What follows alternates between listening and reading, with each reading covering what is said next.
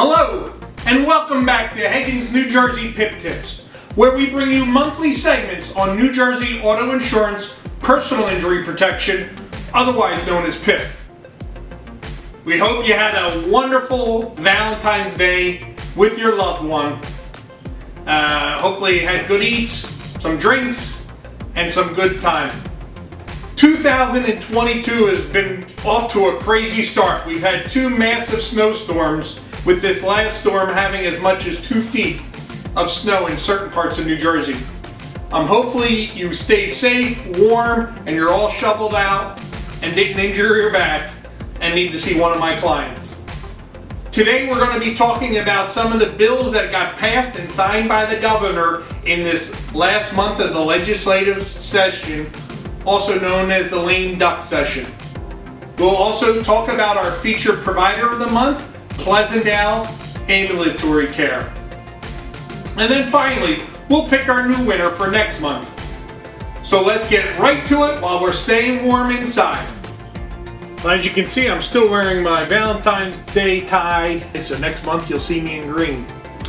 So I wanted to first talk to you today about the bills that got passed during the lame duck session.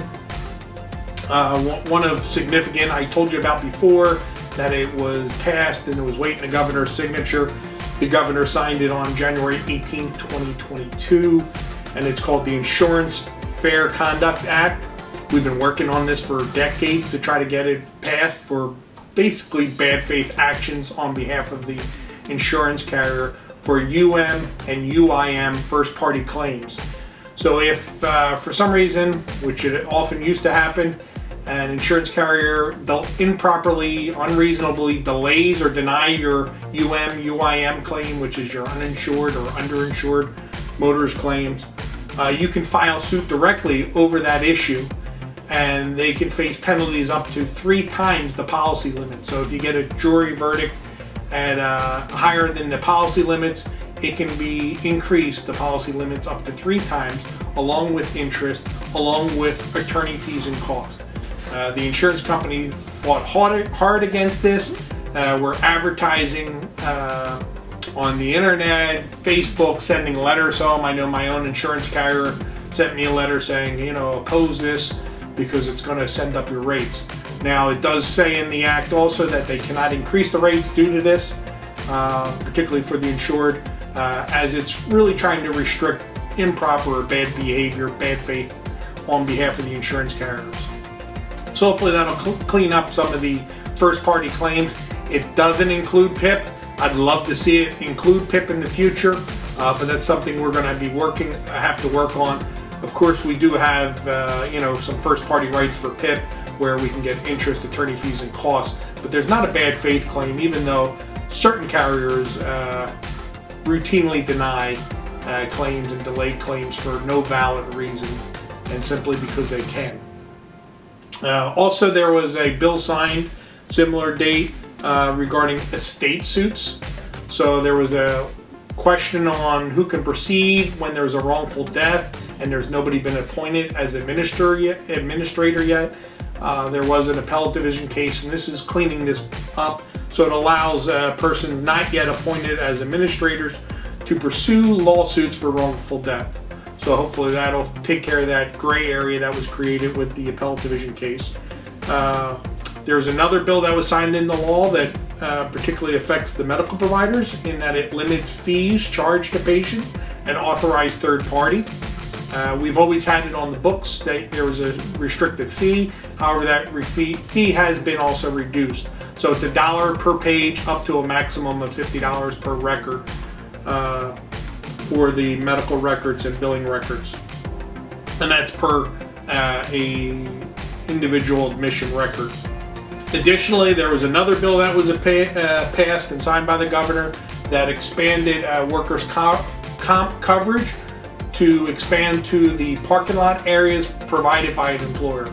So if an employee gets hurt in the parking lot of the employer, that will expand the coverage also to include that. Any injuries there. These are some of the bills that affect personal injury, workers' compensation, so that's why I wanted to address them.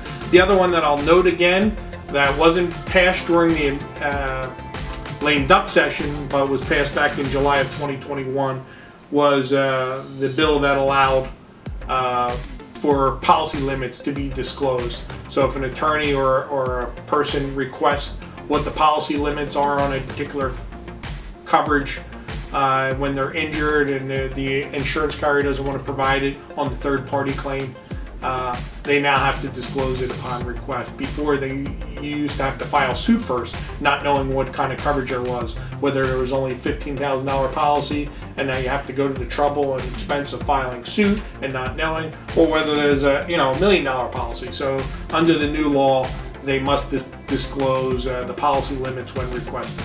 So that was good for the people injured in accidents, personal injury, workers' compensation. So those are the bills I wanted to highlight. Next, I want to talk to you about our featured provider of the month, Pleasantdale Ambulatory Care.